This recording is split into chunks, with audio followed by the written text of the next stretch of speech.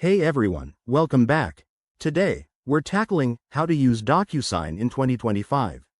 If you're tired of printing, signing, and scanning documents, DocuSign is your digital superhero for secure electronic signatures.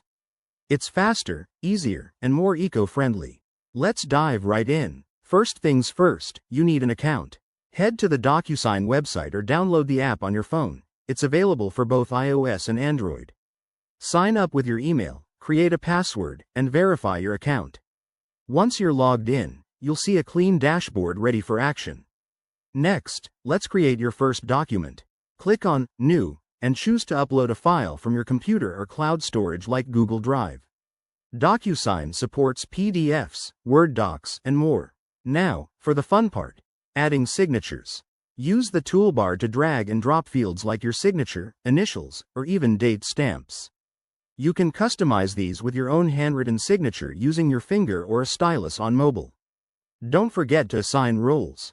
If you're sending this to others, add fields for them too, like where they need to sign or initial. Once everything's set, hit Send. Recipients will get an email with a secure link to sign electronically. No more chasing people for paperwork. A quick tip for 2025.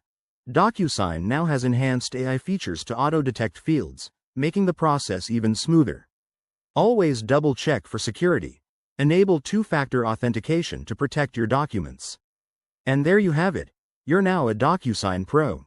Whether it's for business contracts or personal agreements, this tool saves time and hassle.